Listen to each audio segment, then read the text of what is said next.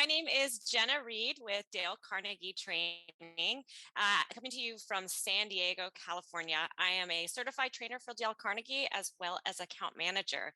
So thank you for being with us today. Let's turn to the next slide and see what we are going to cover today. So next slide, please. These are our objectives today. So first off, we're going to learn to state our name in a memorable way so people will remember who we are. And then we'll learn a set of conversation starters. So after we introduce ourselves, we have something to say. And then after that, we'll look over some of Dale Carnegie's principles for relating to humans.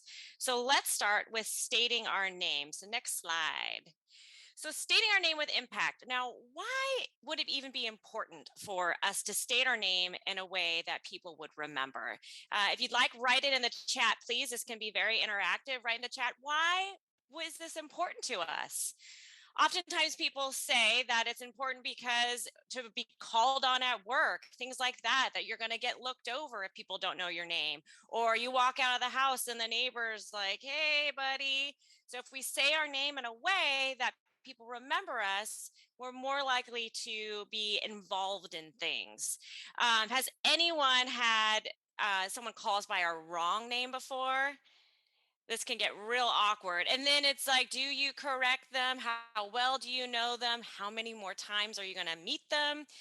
And then what about when we ask somebody is their name and we can't really understand it?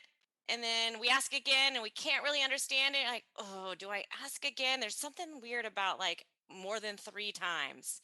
So learning how to say your name in an impactful way. Now we tend to slur our names. Like I had a client that came to us, his name was Brent Cisco, but he introduced himself as Brent Cisco.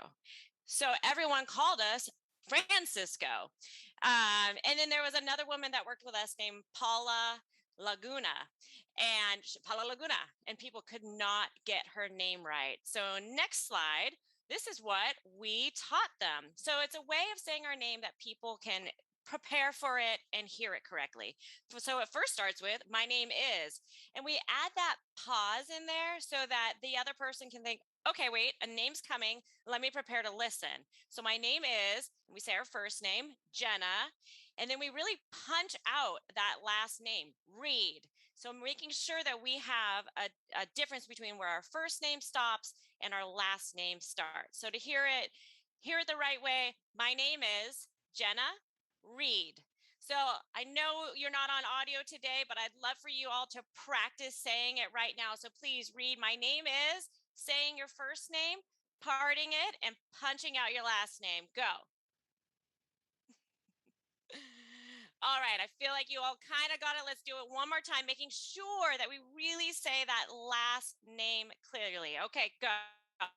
My name is. All right. So oftentimes people say, gosh, that's really awkward way of saying it. Why would I say it that way?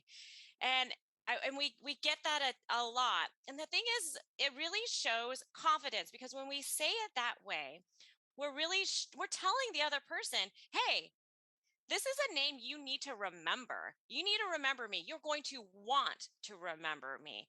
So it does. It shows that person, I'm someone that you want to listen to and remember. So as awkward as it feels, it's really giving a gift to the listener and it's them be able to call on you. It's setting you apart from anybody else when we do it this way.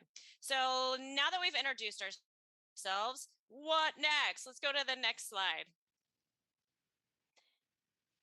Thank you. This is memory linking. And so it turns out when we need to remember something, we use pictures. An example of this would be if I say pink elephant, what comes to mind? Is it the words Pinke? Probably not. For me, I think of that psychedelic, those Dumbo elephants, doing strange things with their towels and stuff. That's what I think about. And it turns out this is why, because when we remember things, we think the more color, the more exaggeration, the more action, the more it is rememberable to us. And there's a great podcast called Defeats of Memory that talks about this. It talks about thinking in pictures, and it's how the people who win the contests for being able to count cards and things like that, they use pictures to remember. And then these pictures also need to link, so they kind of need to smash into each other or somehow connect in order for us to make a story with it. So let's try something out. Next slide, please.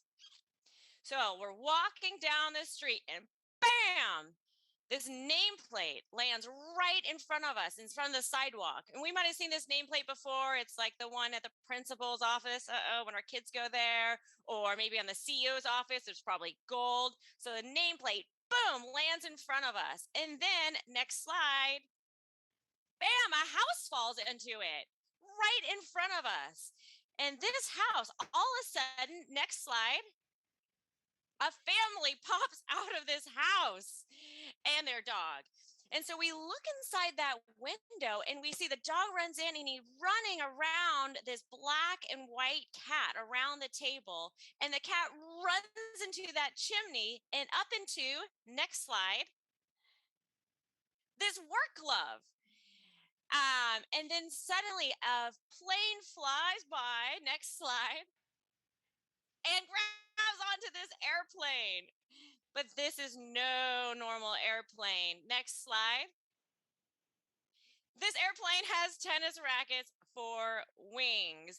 And we look real closely and we see the tennis racket is actually batting back and forth. Next slide. A newspaper. So next slide. So let's try it. And I know we can write it in the chat. We can say it out loud, either way. But we're walking down the street and then bam, what comes out in front of us? That's right. It's a nameplate. And then crashing into that nameplate is, it's a house. Yes, it's a red house. And then coming out of the windows, all of a sudden we see the family and the pets. And we look inside that window and we see that black and white cat running around. And what's chasing that cat? It's the dog. It's that golden retriever running around chasing the cat. The cat runs up the chimney and into a work glove. And then flying past that work glove is an airplane. It grabs onto the airplane. And then what was weird about this airplane? Do we remember? It had tennis rackets for wings. And then it's batting back and forth a newspaper. So what did we just do? Next slide, please. These are actually categories for conversation starters. So we start with the name, the nameplate, and then the home is home, where you live. There's family and friends and pets that we saw coming out of the windows. The work glove is for work, and then that airplane is travel. And then the tennis rackets are hobbies or clubs that we belong to, sports, things like that. And then the newspaper is ideas.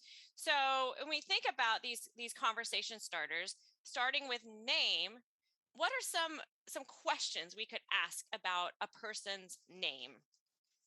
What do we think? Oftentimes, I mean, on Zoom, we oftentimes get to see people's name. So that's not it. But often we need to ask, how do you pronounce your name? And when we do that, it's best to really write down phonetically how to pronounce their name. And so we don't get it wrong after asking that question. But if we're not on Zoom, we can say, what is your name? And then we can ask questions like, oh, well, where does that come from? Or how did you get that name? Or does it mean anything? Are you named after anyone? Things like that. I have had long conversations with people about their name that you just never knew. Oh, I'm named after my grandmother who came over this way to the United States. And, this long story that's very interesting. And you can watch people sometimes light up with just that conversation about their name. So that next category is home. And it could be, where do you live? Not in a creepy way of like, what's your address? Let me write that down real quick. But where do you live? Where are you from? How long have you lived here? Did you move around a lot? What kind of house do you have? Do you have apartment? Do you things like that? So we have a lot of questions we can ask about in that category of home. And then next is family and friends. Now, one thing we always teach is that asking people if they have kids can be a pretty delicate subject. So during quarantine, we said, who are you quarantining with? Or you can ask, who do you live with? And man, if they open up and they talk about their kids, free game. As I'm sure we all know, people light up talking about their children. Suddenly they're showing pictures on their phone of them. But we do want to stay away from the topic if it's not something they give out right away. But then other questions about family is, where does your family live? Where's your family of origin from? Things like that. And friends too. What do your friends do? What do you like to do? How, do you mostly have friends from back to school, or the ones that you met while you're in town here? Things like that. And then it doesn't list this in that slide, but also pets. People light up talking about their pets. So if it's not their children, then they're going to start showing you the pictures of their cute little animals, their fur babies, right?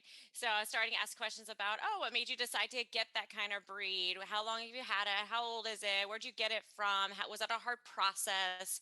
Things like that. And then there's work. So not just what do you do, but what was your first job? What do you like about your job? What's your favorite things that you do? What made you follow that career path? I've had great conversations with people about we do a lot of like life sciences in San Diego, and so there's people who are trying to change the world with different technologies, as far as mental health goes and things like that. And these people are super passionate. So asking, gosh, why did you get into these glasses that help people see better in this way? And they will go on, oh, well, my father had cardiacs, and so it can open up a pretty interesting story, that just that question of, why did you get into this line of work? And then asking about the schooling, the training that's involved, the continuing education that's involved in work. What do they want to do next? Do they want to retire? Things like that. So that can be obviously a really interesting one, and not just what do you do now, but open it up to bigger subjects. And then travel. Everyone loves to talk about travel. Maybe not so much in the last year. It was a little bit sadder of a subject, but we still asked, right? Where did you want to go this last year? Where did you plan to go? And when the pandemic hit, where are you planning to go when everything opens up again? What is your favorite vacation that you've ever had? What's your dream trip? Things like that. What's on your bucket list of places to go? Things like that. So that's another subject that people really love to talk about. My favorite place, which always makes me want to go there, right? So it's a good subject. And then those tennis rackets, those are the hobbies, the sports, things like that. What clubs are they at? What do they do in their free time? That really opens up a lot of conversations. And then when all else fails, then we go to the newspaper, which is ideas. A lot of this is really to steer us away from, hey, traffic's pretty bad, right? How's the weather? So if all else fails, we can go there. Now, with current events, there's two subjects that we should stay away from. I bet you can guess them. It is religion and politics, especially these days. It's just, especially if we're just meeting somebody, we don't want to open up that can of worms and get in that uncomfortable situation where, shoot, I don't want to have it turns out I don't want to have a conversation about this or a conflict with this person when we meet. So there's a lot of other subjects that we can talk about besides religion and politics and the weather and traffic. And believe me, in San Diego, we have a ton of traffic. So, and it's coming back after the pandemic. Okay, so next slide. So when we have these conversations with people, it's not an interrogation. It's not like what's your name? Where do you live? Where do you work? Things like that. It's really meant to see what interests them. Where do they really light up? And so when we do this, we really need to be a good listener, which means we need to stop what we're doing, not multitask, not be on our computer as well. And yeah, just give them the full attention, which means looking at them and truly listening. And also listening to understand. Oftentimes we listen because we want to respond. So we're really just thinking our inner mind of, okay, what am I going to say next? Instead of tracking what they're saying. And then we also want to be aware of being what's called a conversation narcissist, right? Oh, my favorite vacation was Spain. I went to Spain too. I love Spain. I went to the Alhambra and it was really fun. And there were, oh my gosh, the street performers taking over the whole conversation. And then we walk away and think, gosh, I don't know what they liked about Spain. So yes, we've been to, yes, we have great experiences, but give them the gift of talking about what it was like for them and staying curious. When we think about curiosity, it's really having that open mind, being open to learning new things instead of that closed mind, like kind of the opposite of curious. So we want to make sure that we really want to know about this person, and that's playing in our head of like, oh, I want to know more. I want to know more. And one way to make sure that this conversation stays on track for them is to use what's called response generators. So instead of, I went to Spain too, it's more like, oh, tell me more about that. Tell me what that was like for you. Things like that are just getting their story more going. Another trick on this is to always ask questions on what they're talking about. So if they're talking about Spain, oh, what was the weather like in Spain? Tracking their conversation, and that makes sure that you're staying on that same topic for them and going on. Now, if we ask them a question like, where'd your name come from? And they're like, I don't know. Then we don't keep probing, right? Like that's not interesting to them. Let's ask another question. Do you have pets? Something like that. Just waiting for them to really, oh yeah, I have pets. And let me tell you about this dog I bought. Oh my gosh, I wanted this dog for 5 years and I saved up and I found the right breed, all those things. So waiting for that spark, right, to happen. And that's the one that we start staying on and tracking them. And maybe, that fizzles out and we try one of the other categories. But like I said, making sure that they are in control of that conversation. Because how often does that happen? It's such a nice gift when we are able to have that type of like, gosh, I learned a lot about them, and they walk away thinking, wow, that person was a great conversationalist, even though we just asked some questions and tracked what they wanted to talk about. It's so rare that you get to have that. So it's a nice gift to give people. Okay, so speaking of, next slide. Oh, let's do this. So this is the showing genuine interest. So that's questions like the response generators, the who, what, where, when, why, those kind of things, or asking questions on that subject instead of hijacking the conversation. Okay, next slide. Okay, so let's commit to using this conversation stack. And the way we can do this is really thinking about those pictures. We're walking down the street, name plate, bam, house, family comes out, look inside the window, cat is running around the table away from the dog, runs up that chimney into the work glove, and then plane flies by, grabs that plane, has tennis rackets and that newspaper. So we can think about that when we meet somebody and decide on, okay, now remembering the categories. So let's think of one person who that we can use this conversation stack with. It's pretty amazing in our trainings that we see people that sit in a QB next to each other all day, 5 days a week. They try this and they learn so much about the person that they just never ask these questions, right? So one person we know, and then one situation, it could be a Starbucks line, a grocery line, things like that, where we know we're going to run into strangers.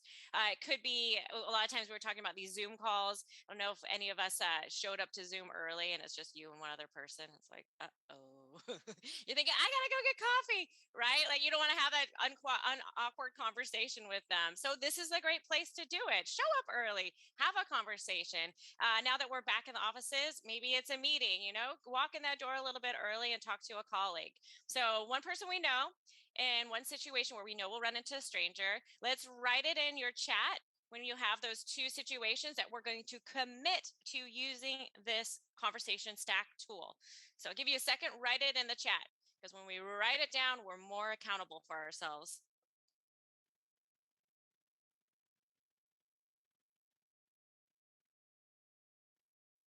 Okay, next slide.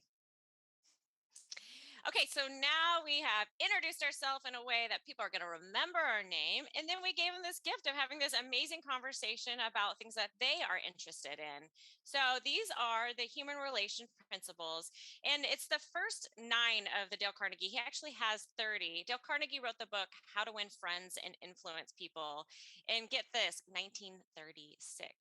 And it's older than that even because he hired a team of researchers to see what is the best way to communicate. Oh, I've got a cat in the background. To communicate with people and to build those relationships. So he looked at Aristotle, Socrates, Marcus Aurelius, the Bible, Abraham Lincoln, and then Dale Carnegie started doing trainings in 1912. And so he had all of those years of what he called the human laboratory of seeing what did work in his trainings for people. So people like Charles Schwab, a ton of Andrew Carnegie, things like that, where big names, learning from them. And so these first 9 are really where you build trust, the credibility, and respect. Now, if this was flipped, if this triangle was flipped, do we think that would work? Would it stand up? Because oftentimes we want to start with being a leader. It just follow me, trust me, right? Just trust me because hey, I'll tell you I'm trustworthy. But in reality, we really got to put in that work. We really got to find out about people, have those type of conversations we talked about already, in order for the people to feel like we're trustworthy. And then we go to asking for cooperation from people. So figuring out what motivates them and having those conversations, and then gaining that cooperation and using those things that are motivating for them to motivate them. And then we can be seen as that leader. I also think about these first 9 human relations principles like a bank. So we don't walk up to a bank and say, hey, I want to withdraw. We need to actually open an account. We need to deposit money in, which is this first set, and then we're able to withdraw and ask for favors, things like that. So that's what we're going to go over next. So next slide. All right, so these are those first 9. The first one is don't criticize, condemn, or complain. And this is actually the only principle that is out of the 30 that is in the negative, is in the don't. And do we know people who are those complainers? Have we ever worked with those people or been friends or friends of friends with those people? It can get kind of like, I don't really want to be by you, right? It kind of draws our negative energy out. And listen, a lot of us do kind of meet over gossip or negative stuff. We kind of get it out. Like imagine a world where we connected instead over positive things. And when we do that too, when we get rid of that negative, it really opens up the world to looking at things that are positive. Now we open the world up to gratitude and things like that. If we're looking for things that are negative, that's what we're going to find. It's a confirmation bias. Or Wayne Dyer says, change the way you look at things, and the things you look at will change. So that's kind of that. And people say that this is the first Dale Carnegie principle because if we can't get this right, then we're going to have a tough time moving down through the principles. So that second principle is give honest, sincere appreciation. So how many of us receive way too much appreciation? Like, stop telling me how great I am. Yeah, I doubt anyone's hand is up because we just don't. We don't. We think a lot about it, but we don't necessarily say it to people. And it's not necessarily like, hey, good job. It's more of, you came into work. I see that you come into work early every day, and you're a go-getter. I see your drive. Continue doing that, and I see you making a promotion. Something that's like got that evidence in it and talks about a characteristic of theirs, like that they're driven. You're driven. I say this because I see you come into work and stay late every day. So it's harder for the receiver to say, no, that's not me. I'm not driven, right? You just gave them all this evidence about it. So giving that sincere appreciation. Now, is there a way of, is it too much? Can we give too much appreciation? We get that question a lot. And I think if we're giving evidence, then there can never be too much. Some people ask, well, does that take away from their drive, their motivation? And I mean, it depends on the person, but most people, I'm motivated by compliments and feeling like I'm doing a good job. And so I want to continue to do that good job. And then there's the key wording here too, besides appreciation that's underlined, is sincere. So there's a difference between flattery and sincere appreciation. I've heard that flattery is telling somebody something they already know, and giving appreciation or a compliment is telling them something that they don't know. So that's a big distinction.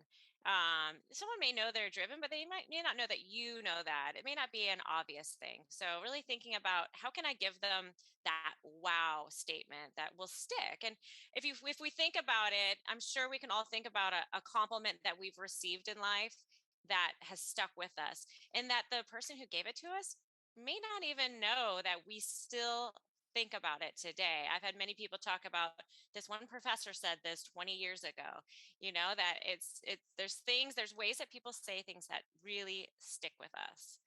So number 3, arouse in the other person an eager want. Crazy verbiage here. I remember we're in 1936 when these got written, or maybe older.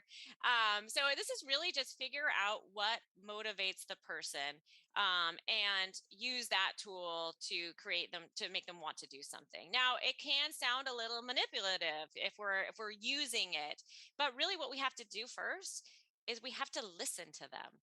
We have to understand them. We have to figure out what motivates them. So it's having a conversation. And again, these are always sincere. So we're using these for good, not evil. So what is it that this person wants, and what motivates them, and then use that. So sometimes an example I heard before is a company who needed an employee to work over the weekend. Well, they knew that this employee really, really, one of their top values was family. And so how do you get an employee who really values that family time to work the weekend? Well, they said, hey, first off, I know that family is really important to you and your time with them.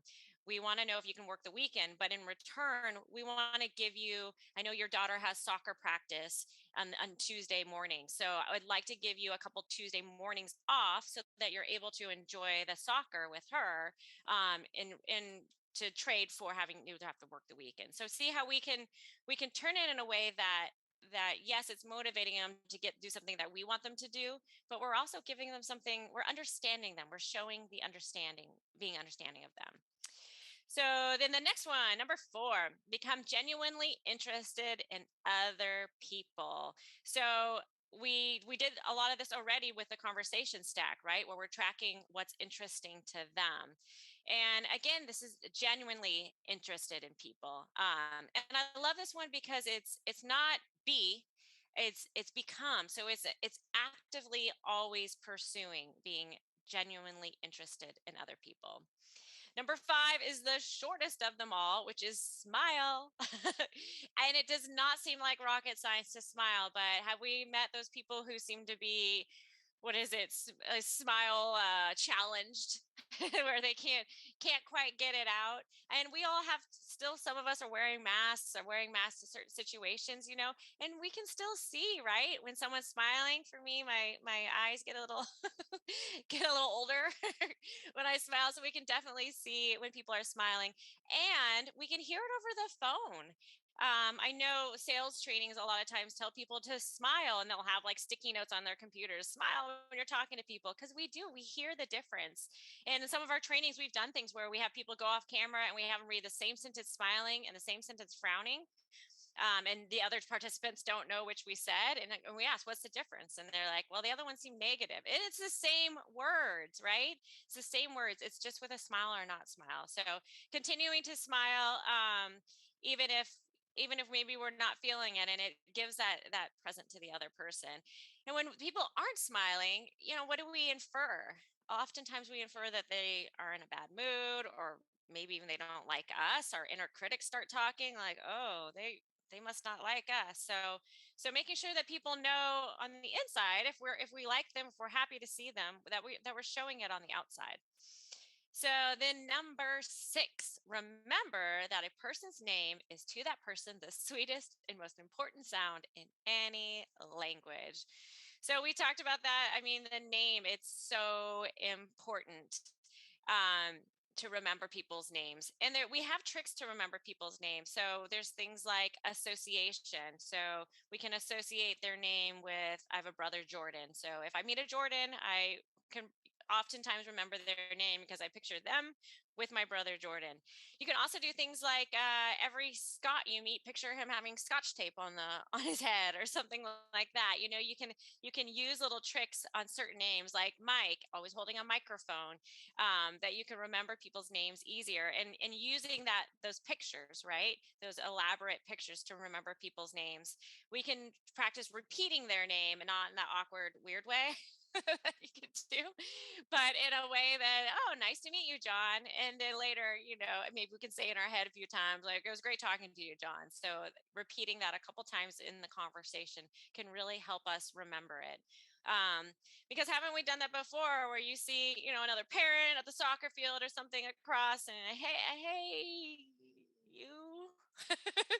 So much more powerful would be like, hey, Bob, nice to see you again, right? And then he's like, oh, shoot. What was your name? And it shows, it shows the other person that we feel like they are important enough for us to remember. And, oftentimes we hear, oh, I'm not very good at remembering names. Well, number one, your brain just heard you say that. So it's hearing you. Number two, you're not putting the effort into it. So if we really think, okay, I'm going to work on remembering people's names and using some of these tricks, then guess what? We can. It's possible. Our brains are able to do that.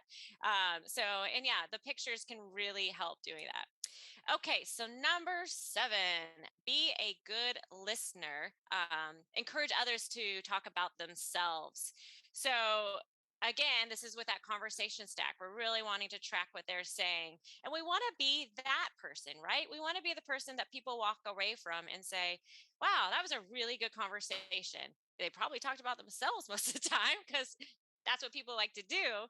But be that person that people think, oh, I really like talking to them. They really want to know about me, and that feels so good to people to feel important and feel like, okay, I matter to that person. They're curious about me. They followed my conversation. And then number 8, talk in terms of the other person's interests. So this is things like, if football is your thing, then talk about analogies with that person, if that's their thing. Analogies with football, use the things that they're interested in that conversation. We have another trainer that's also a NICU nurse, and she said that there was a new woman that they hired, and at the break she would always ask her questions. Oh, what are you doing this weekend? What'd you do last weekend? Where are you going this weekend? And she always just said, I have to work. Oh, I worked. And so this trainer is like, gosh, I can't crack her for some reason. Like, it's just these one word answers. So she finally said, why do you work so much? And the woman said, oh, well, my mom is sick at home and I'm the primary caregiver. So I have to take care of her. I have to afford to take care of her. And so then she started talking this conversation about what was she sick with, how long it had been. And, I wouldn't say she probably lit up, but it was a conversation that didn't just get those one word answers. So really paying attention to what are the person's interests, not just using, oh, I like the weekend, so you must too. Really thinking about, well, okay, that's not it for the person. What else could I ask? So that's that. Talk in terms of the other person's interests. And then number 9, make the other person feel important and do it sincerely. So that's, again, sincerely, right? We want to make sure that we're doing it in a way that we are for the good of them, using these things for good, not evil, right? Okay, and then a lot of these, when we use these principles, we make the other person feel important. When we use that conversation stack, we're making them feel important. When we remember their name, we're making them feel important. When we smile when we see them, just that simple principle, we're making them feel like they matter. So, okay, so next slide.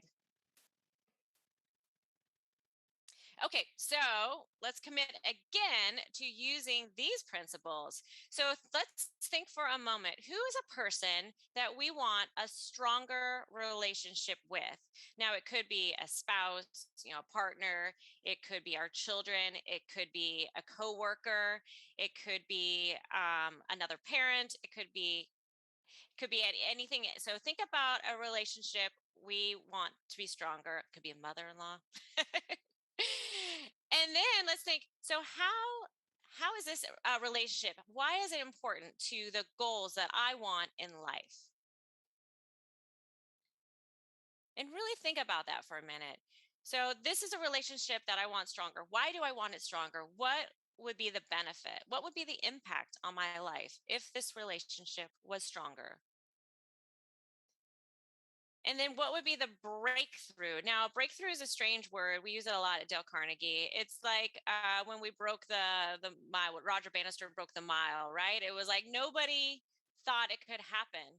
And then he broke it, and then someone else broke it, and someone else broke it, right? It was like it's not possible, and then it happened. So the breakthrough, this door opening, this other step, this like bigger thing than just a little bit better, or the change that we would want with this relationship was stronger. And then thinking back to those principles, what is a principle, one of those nine, or maybe a couple that we could use to enhance this relationship? And I'll tell you, if you're interested in getting Dale Carnegie's book, How to Win Friends and Influence People, I just found out it's on Spotify for free. So you can listen to it there. It's in Amazon. It's not very expensive. It's very easy to read. It goes through each of these principles, all 30, and then talks about stories. It's just stories on each principle, where he's seen it used, why it's worked, things like that.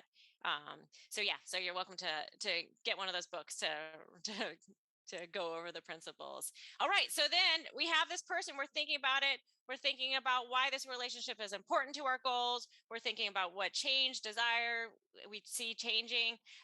And then we think about that principle that we'll use, and let's commit to it. Again, write it in the chat, and we can use, like initials or something for privacy. But who is this person, and what principle will we use? So take a moment to write that.